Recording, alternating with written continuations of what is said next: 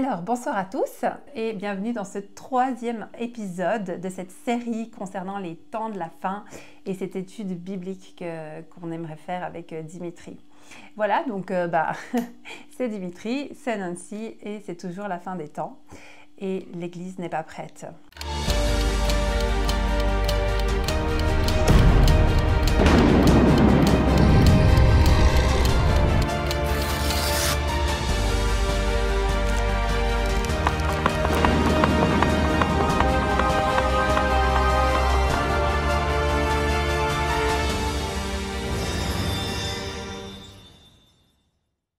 Donc voilà, dans cet épisode, on va aborder un sujet particulier. Il s'agit de l'esprit de l'Antichrist. Et je pense que c'est un sujet absolument primordial pour que chaque personne puisse se rendre compte et réaliser les temps dans lesquels on vit. C'est un sujet qui n'est pas facile, c'est un sujet qui dénonce, c'est un sujet qui n'est pas toujours politiquement correct. Pour parler de ce grand sujet, nous allons le faire en 3 épisodes. Un premier épisode d'introduction sur cet esprit de l'Antichrist, ce qu'il est depuis le commencement du monde, comme il est décrit dans la Bible, et vers quoi il va quand il va se concrétiser lui-même. Pour le deuxième épisode, qu'on a appelé « Le retour des dieux », on s'est basé sur un livre de Jonathan Cahn. Et puis, on va parler ensemble du monde spirituel et de la manière dont des esprits démoniaques sont revenus habiter en Occident. Et on va dénoncer ces anciens dieux, en fait, qui sont de retour. L'invasion des dieux antiques dans notre monde qui se déchristianise. Quand on constatera que ces dieux sont effectivement de retour dans notre monde, ça va pouvoir nous confirmer que nous sommes dans les temps de la fin. Le 3e épisode, on va parler d'antisémitisme, ou son nom politiquement correct aujourd'hui, l'antisionisme, puisque cet esprit de l'Antichrist a une envie en particulier, c'est de détruire le peuple que Dieu a choisi. L'esprit de l'Antichrist, c'est un sujet qui est dur, qui est pénible, mais c'est un sujet extrêmement important d'évoquer. Quand j'ai étudié ce sujet, je peux vous dire que je me suis senti mal, parce qu'on touche à des réalités spirituelles qui sont clairement à l'opposé de ce qu'est notre Dieu. C'est un sujet qui est dur aussi parce que ça concerne tout le monde, moi y compris. On peut se sentir concerné par ce que je vais dire, et je pense que c'est une bonne chose qu'on se sente concerné, parce qu'il y a des choses à dénoncer qui se trouvent à l'intérieur de nous. Mais mon but n'est pas de pointer du doigt des personnes en particulier ou des groupes de personnes. C'est vraiment un message qui s'adresse à chaque individu, comme si c'était Dieu qui avait quelque chose à révéler et à dénoncer. Et ce que Dieu dénonce au travers de cet enseignement, c'est l'esprit qui fait agir mal, qui est derrière. Ce ne sont pas les personnes en tant que telles. C'est très difficile de faire comprendre qu'il y a une distinction entre les personnes et la force spirituelle qui est derrière et qui fait mal agir. De la même manière que si j'accomplis quelque chose de merveilleux pour Dieu, je dirais « gloire à Dieu ». De la même manière, pour quelqu'un qui agit mal, poussé par un esprit de mort par exemple, je dénoncerai cet esprit et je le maudirai au nom de Jésus. Dans le premier cas, même si la gloire est à Dieu, je peux être fier quand même, je peux être heureux, je peux être encouragé. Dans le deuxième cas, même si c'est une force spirituelle qui me pousse à la faute, c'est par la repentance que je recevrai la grâce et la libération en Jésus. Alors s'il vous plaît, vous qui regardez cette vidéo, ne soyez pas offensés par ce que je vais dire, mais comprenez ce que la Bible dit de l'esprit absolument horrible qui nous pousse parfois à l'écart de la sainteté. Le but de cet enseignement, c'est de se rendre compte de la situation spirituelle du monde. Et que cette situation correspond beaucoup à la situation des temps de la fin qui est décrite dans la Bible. Et j'aimerais qu'on se souvienne toujours qu'il y a cette voix de Dieu qui nous appelle à la bonne nouvelle de la grâce, par la repentance. Je vous lis Éphésiens 5, les versets 10 à 17. Discernez ce qui est agréable au Seigneur, et ne participez pas aux œuvres stériles des ténèbres, mais démasquez-les plutôt. En effet, ce que ces hommes font en secret, il est même honteux d'en parler. Mais tout ce qui est démasqué par la lumière apparaît clairement, car tout ce qui apparaît ainsi est lumière. C'est pourquoi il est dit « Réveille-toi, toi qui dors, relève-toi d'entre les morts, et Christ t'éclairera. » Faites donc bien attention à la façon dont vous vous conduisez. Ne vous comportez pas comme des fous, mais comme des sages. Rachetez le temps, car les jours sont mauvais. C'est pourquoi ne soyez pas stupides, mais comprenez quelle est la volonté du Seigneur. Oui, c'est dur de parler de ça, c'est dur d'être dans la révélation de ce qui ne va pas. Paul le dit, il est honteux d'en parler. Mais c'est aussi notre mission de démasquer les œuvres des ténèbres. Quand Paul dit « racheter le temps », c'est aussi prendre conscience du temps que l'adversaire nous vole. Je pense aux smartphones, aux séries et tous les écrans qui nous hypnotisent. Notre attention, c'est la valeur marchande des entreprises de publicité. Ces plaisirs qu'on attend avec impatience et qu'on croit vraiment mériter après tous nos efforts de la journée. C'est un piège très efficace du malin parce que ce qui doit être notre refuge en fin de journée, c'est Dieu, personne d'autre. C'est un piège très efficace parce que notre temps est volé et les temps dans lesquels nous sommes sont courts. Je ne pense pas qu'il en reste beaucoup. Et ce temps devrait être consacré, mais entièrement à rechercher Dieu. Entièrement à faire monter en nous notre amour pour Dieu. J'espère apporter de la lumière dans cette mélasse obscure dont on va parler.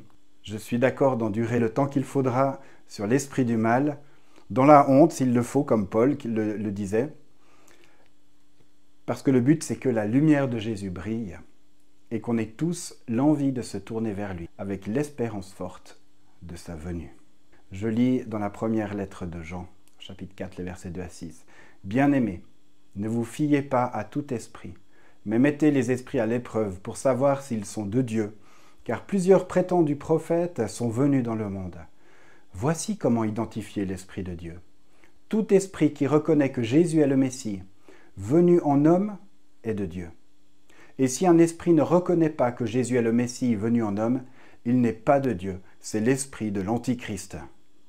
Vous avez appris sa venue, et maintenant déjà, il est dans le monde. » Ce que nous voulons faire, c'est discerner l'esprit de l'Antichrist, celui qui est déjà là, pas l'homme qui doit se manifester au temps de la fin. Il est à l'œuvre depuis le commencement du monde.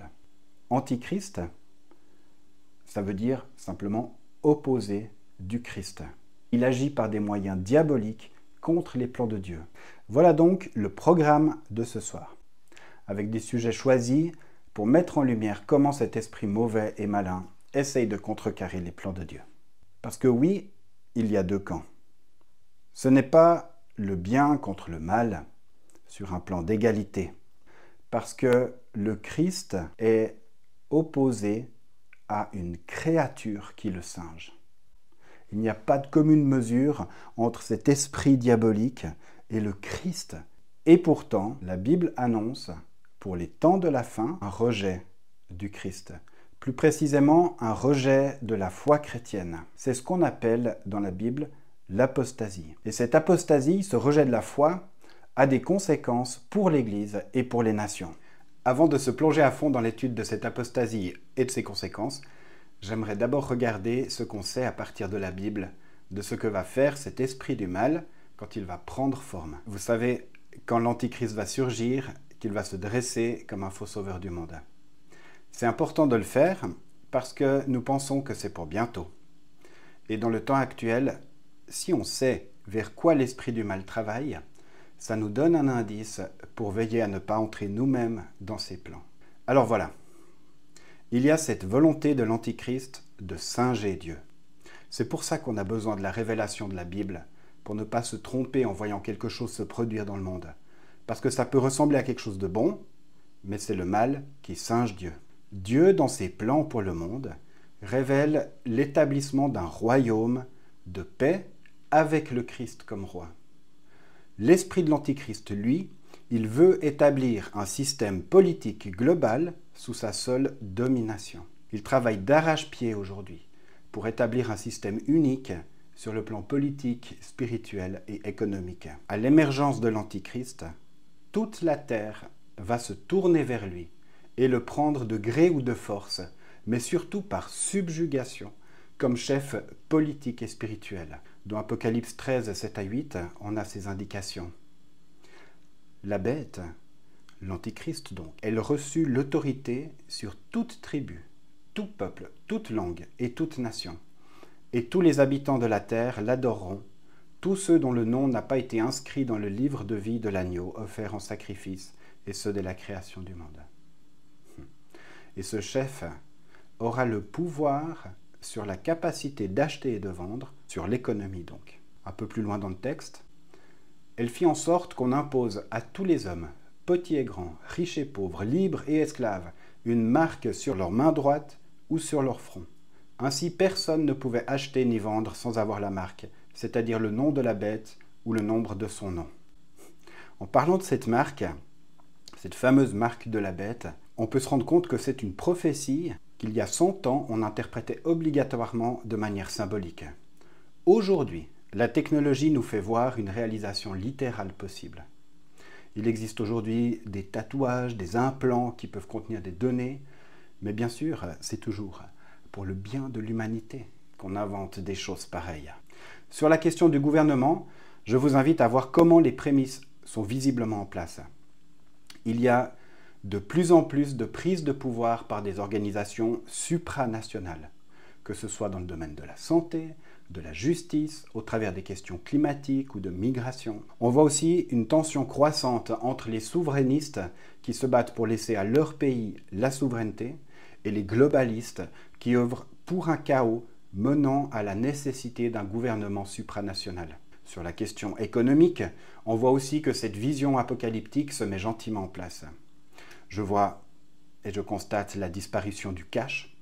J'ai jamais le moindre monnaie ou billet dans mes poches. J'ai mes cartes, j'ai Twint. On voit la virtualisation des monnaies. Il y a la mise en place de l'euro numérique pour, dans 1 ou 2 mois, la crypto-monnaie est en plein essor. Le pouvoir économique pourrait techniquement être mis très facilement entre les mains d'un très petit nombre. En ce qui concerne la religion universelle qui pourrait se mettre en place, le monde va effectivement vers une adoration universelle de l'Antichrist. Celui qui va aller jusqu'à s'asseoir dans le temple de Dieu.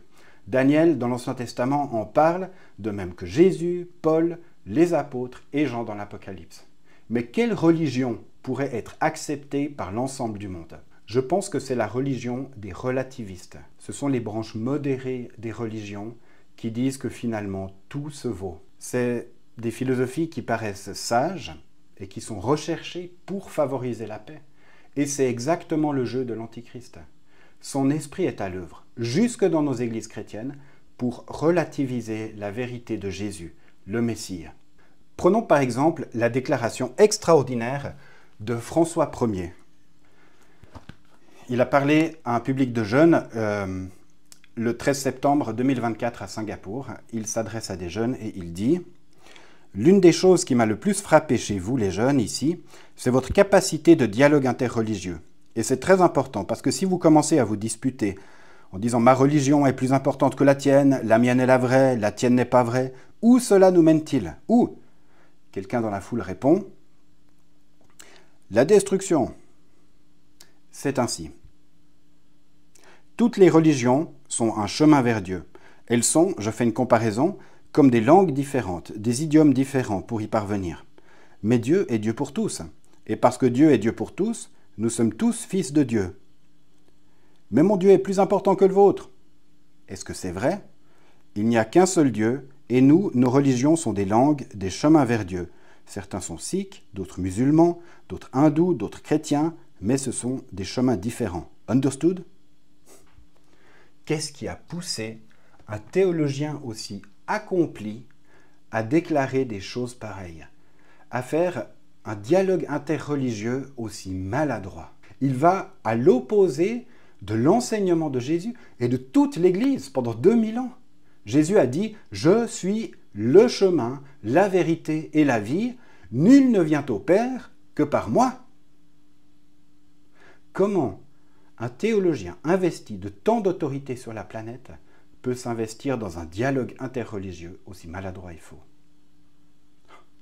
Alors bien sûr, dans un tel contexte, le contexte qui est le nôtre, un contexte de confusion syncrétique, La place est toute faite pour 3 choses annoncées. Le rejet du chemin étroit vers le salut, qui est Jésus. L'acceptation fascinée de l'homme qui dira « Je suis le messager de Dieu, tous sont acceptés s'ils acceptent de renoncer à dire que leur vérité est la seule valable et acceptent ma vérité qui est que tout se vaut. » Et dans un deuxième temps, finalement, cet homme aura toute l'attitude de dire « Je suis Dieu ». Il va alors provoquer la révolte des Juifs et des chrétiens sur la terre, qui seront à nouveau persécutés après avoir été trompés. Nous croyons qu'il faut être conscient des batailles spirituelles de notre temps. Dans le cadre de ce cours, l'observation de ce qui se passe nous permet de voir comment nous vivons à une époque particulière sur le plan spirituel. Les choses bougent. Il y a un bouleversement moral, politique, économique et religieux qui est en cours. Le mal s'aggrave, ça va en s'accélérant. J'aimerais qu'on puisse se considérer comme avertis et que les signaux d'alarme s'allument en nous en réalisant ce qui se passe et qui se met en place. Pas pour être effrayé. Ne crains pas, c'est une phrase qui apparaît plus de 100 fois dans la Bible, dont 10 dans l'Apocalypse. Donc ce n'est pas pour être effrayé, mais pour consolider en toute chose notre confiance en Dieu, qui est aux commandes. Ça nous permet de nous préparer à résister. Cet antichrist sera appelé homme de paix. Et ceux qui résistent seront des troubles-fêtes, des vieux conréacs. Ils seront dénoncés comme des violents qui offensent tout le monde. Mais il est beaucoup plus important pour nous maintenant de développer la connaissance intime de qui est Dieu, la reconnaissance de ce qu'il fait au travers de ce qu'il a annoncé, de s'aligner sur lui, de suivre l'appel qu'il nous adresse personnellement et en tant qu'Église. Alors lisez votre Bible. Dieu n'est jamais aussi simple qu'on le pense. Échappez à l'apostasie annoncée par votre lien privilégié avec Dieu qui se révèle. Choisissez votre camp avec Dieu. On va parler spécifiquement de ces 2 camps. J'aimerais reprendre une parabole de Jésus, la parabole du bon grain et de l'ivraie. L'esprit de l'Antichrist, c'est celui qui sème l'ivraie dans le champ. Je lis dans Matthieu 13, versets 24 à 30. Jésus leur proposa une autre parabole. Le royaume des cieux ressemble à un homme qui avait semé une bonne semence dans son champ. Mais pendant que les gens dormaient, son ennemi vint, sema de la mauvaise herbe parmi le blé et s'en alla. Lorsque le blé eut poussé et donné du fruit, la mauvaise herbe apparut aussi. Les serviteurs du maître de la maison vinrent lui dire « Seigneur, n'as-tu pas semé une bonne semence dans ton champ? Comment se fait-il donc qu'il y ait de la mauvaise herbe ?» Il leur répondit « C'est un ennemi qui a fait cela. » Les serviteurs lui dirent « Veux-tu que nous allons l'arracher ?» « Non, dit-il, de peur qu'en arrachant la mauvaise herbe, vous ne déraciniez en même temps le blé. Laissez l'un et l'autre pousser ensemble jusqu'à la moisson. Et au moment de la moisson, je dirai au moissonneur, arrachez d'abord la mauvaise herbe et liez-la en gerbe pour la brûler, mais amassez le blé dans mon grenier. » Il y a le Christ qui sème le royaume, et il y a son ennemi qui sème le mal. Les 2 plantes poussent ensemble. Ça prend du temps. Et c'est notre situation jusqu'à aujourd'hui. On a du mal à les distinguer vraiment tant que tout n'est pas mûr. Mais chacun porte du fruit selon son espèce. Au temps de la moisson, c'est-à-dire au temps de la faim, le bien va mûrir en bien de plus en plus fort. Et le mal, de son côté, va mûrir en mal de plus en plus fort. Et tout reste mêlé encore pour un temps compliqué, le temps dans lequel nous sommes. Jésus et les apôtres dans le Nouveau Testament, quand ils parlent des temps derniers, ils annoncent aussi une grande confusion. On parle du bien qui est appelé mal, du mal qui est appelé bien. Il y a beaucoup de chrétiens qui vont renoncer à leur foi, c'est ce qu'on appelle la grande apostasie. Un grand nombre de chrétiens qui vont se laisser convaincre par leur propre plaisir et par les voix des faux prophètes qui leur disent ce qu'ils désirent entendre, pas ce que Dieu leur dit. Le seul moyen de sortir de la confusion, c'est de rester fidèlement attaché à la parole de Dieu. C'est de la lire, c'est de se laisser transformer et purifier par elle et de l'appliquer à nos vies. En fait, le seul moyen de reconnaître ce qui est de Dieu, c'est de reconnaître ce qui, dans nos vies et dans le monde, résonne avec ce qu'on connaît intimement de Dieu et de la parole de Dieu. Pour reconnaître ce qui est de Dieu, il faut aussi se comporter en saint. Il faut chercher cette sainteté pour soi, en Jésus, nourri par sa parole. Et puis il faut considérer Dieu comme un Père, et considérer Dieu comme un Père, c'est aussi le craindre. Le craindre, lui, et pas son adversaire. Je vous lis la première épître de Pierre, chapitre 1, les versets 13 à 17. « C'est pourquoi tenez votre intelligence en éveil. Soyez sobres et mettez toute votre espérance dans la grâce qui vous sera apportée lorsque Jésus-Christ apparaîtra. En enfants obéissants, ne vous conformez pas aux désirs que vous aviez autrefois quand vous étiez dans l'ignorance. Au contraire, puisque celui qui vous a appelé est saint, vous aussi soyez saints dans toute votre conduite. En effet, il est écrit, vous serez saints car moi je suis saint. Et si c'est comme à un père que vous faites appel à celui qui juge chacun conformément à sa manière d'agir sans faire de favoritisme, conduisez-vous avec une crainte respectueuse pendant le temps de votre séjour sur la terre. Au temps de la fin, je le répète, il y a deux camps qui sont entremêlés. Il y a ceux qui suivent l'esprit du Christ et il y a ceux qui suivent l'esprit de l'Antichrist. Tous seront moissonnés, les uns soigneusement triés pour entrer dans le royaume, parce que leurs fruits sont bons, et les autres brûlés pour disparaître, parce que leurs fruits ne sont que fumée. Je vous lis dans la deuxième épître aux Thessaloniciens, chapitre 2, verset 3, « Que personne ne vous séduise d'aucune manière, car il faut que l'apostasie soit arrivée auparavant, et qu'on ait vu paraître l'homme du péché, le fils de la perdition. » Auparavant, c'est-à-dire avant l'enlèvement de l'Église, d'après le contexte de ce passage. L'homme du péché, le fils de la perdition, c'est l'Antichrist lui-même, quand il apparaîtra en chair. L'apostasie, c'est le fait pour les chrétiens de progressivement ou rapidement s'éloigner de la vraie foi et des œuvres qui en découlent. Dans ce temps de mûrissement du mal et du bien, nous allons vers un point de séparation, rapidement. On se rappelle la lettre à l'église de Laodicée, dans le livre de l'Apocalypse. Dans cette lettre, il n'y a pas de place pour les tièdes. Au temps de la fin, ce ne sont plus des épis jeunes qui se ressemblent dans un champ. Il y a les bons fruits d'un côté, les mauvais fruits de l'autre. Il n'y a pas d'entre-deux. Jésus dit même, les tièdes, je les vomirai de ma bouche. Avec cette image du vomissement, il y a vraiment un rejet de l'intérieur du corps du Christ. Vous voyez le lien avec l'Église. Il y a un rejet de l'intérieur du corps du Christ. Il y a donc un vrai avertissement et un appel à la vigilance au sein même de l'Église par rapport à cette annonce d'une apostasie. Oui, nous sommes des pèlerins sur terre. Nous nous trouvons au milieu d'un monde qui est traversé par l'esprit de l'Antichrist, qui cherche à détruire l'Église et à détruire le peuple de Dieu de manière très séduisante, de manière qui peut séduire beaucoup de monde. Pour tenir, il faut lire la parole de Dieu, pour la reconnaître dans les discours et les événements du monde. J'insiste.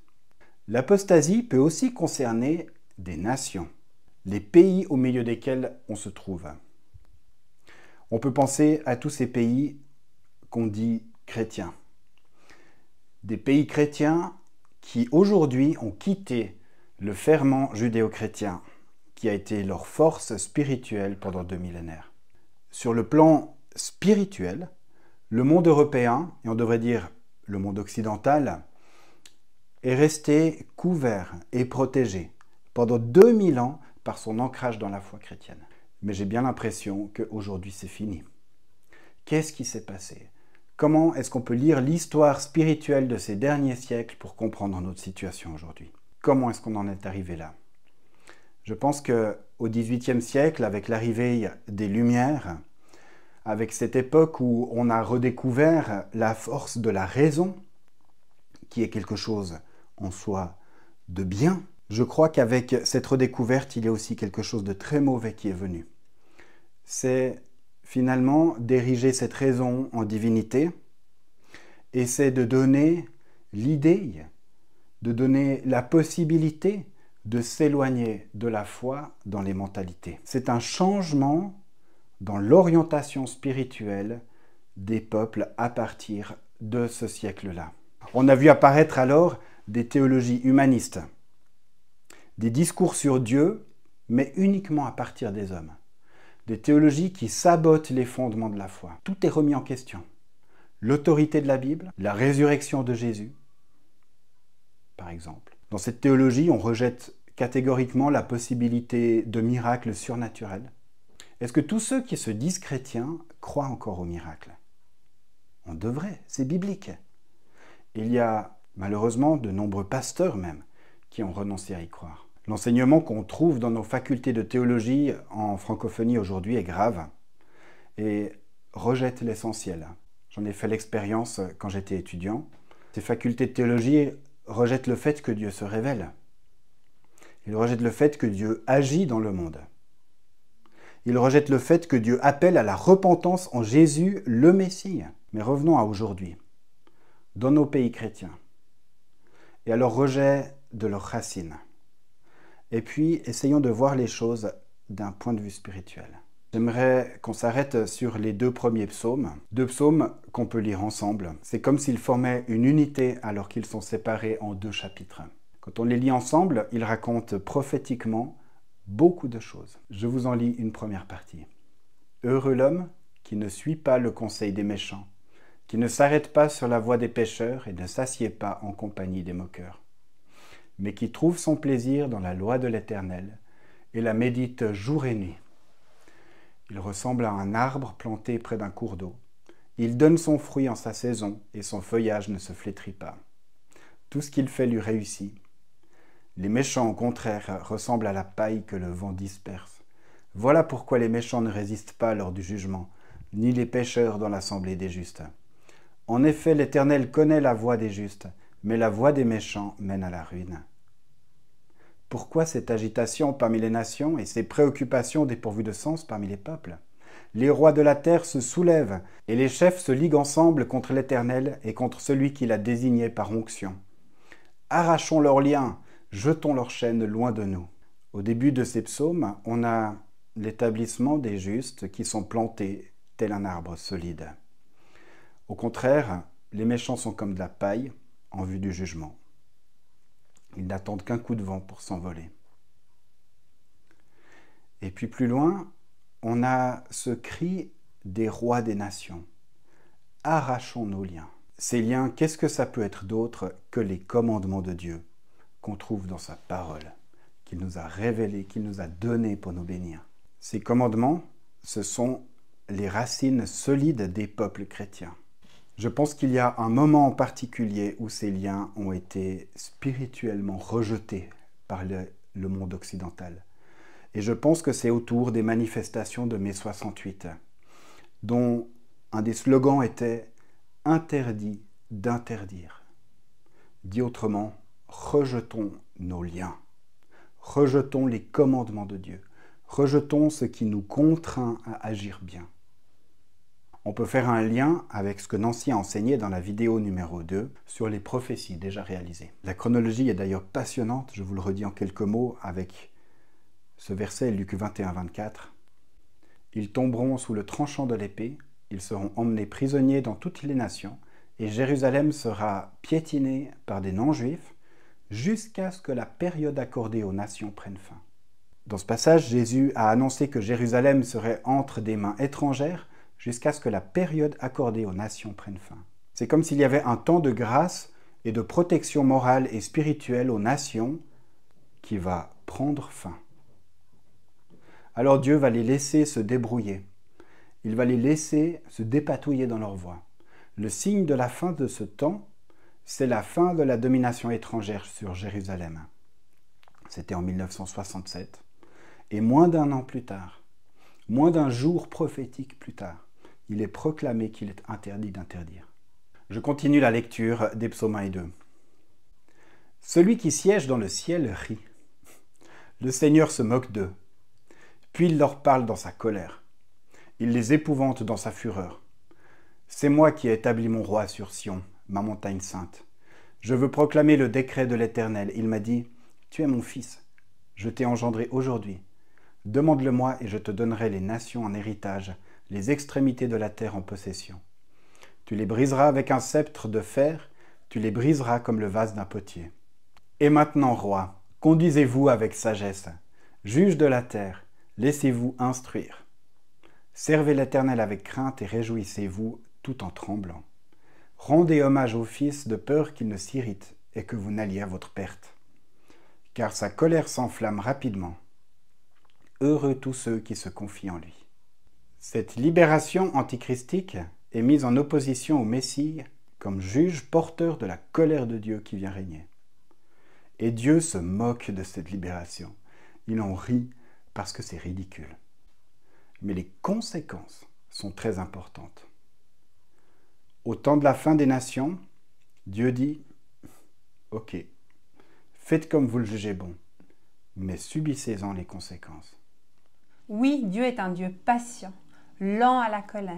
Mais voilà, ce que la Bible nous apprend, c'est que la patience de Dieu a une fin. Subissez-en les conséquences. Voilà le choix qui est devant nous. Voilà l'amour de Dieu dans sa patience et qui, jusqu'au bout, nous donne le choix. La liberté dans la relation d'amour. Voilà ce que Dieu cherche avec l'homme, une relation d'amour. Est-ce qu'il existe une relation d'amour sans liberté? Si on vous pose la question à vous, est-ce que vous aimeriez être marié avec quelqu'un qui a été forcé de vous choisir parce qu'il n'y avait pas d'autre choix? Ce que Dieu cherche et ce qu'il a voulu créer, c'est un être humain avec lequel être en relation, dans une relation d'amour. Et cet amour implique la liberté. Et ce sont les personnes qui choisiront librement le Seigneur et par amour qui passeront l'éternité avec lui. Voilà, on arrive au bout de ce premier épisode, de cette introduction au thème de l'Antichrist et on vous donne rendez-vous pour le prochain épisode, l'épisode 4 sur le retour des dieux. On espère que vous repartez de là grandi et plein d'informations qui vont vous permettre de faire les bons choix, de discerner et d'être dans la sagesse.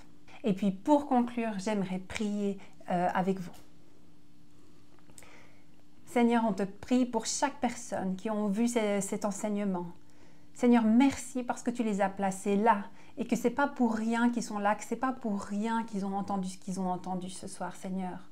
Viens travailler les cœurs. Tu dis que toi, tu attires l'homme à toi. Seigneur, on te prie pour que tu augmentes notre sagesse en ces temps, pour que tu nous permettes d'y voir clair dans ce monde sombre, dans ce monde rempli de mensonges, Seigneur, où la vérité devient de plus en plus difficile à trouver. Seigneur, merci parce que oui, tu es le chemin, la vérité et la vie. Merci, Seigneur, pour ce choix qui est devant nous. Merci parce que tu as payé à notre place. Seigneur, on te rend gloire et on te dit, Seigneur, reviens bientôt. Viens, Seigneur Jésus, Maranatha. Bonne soirée à vous tous.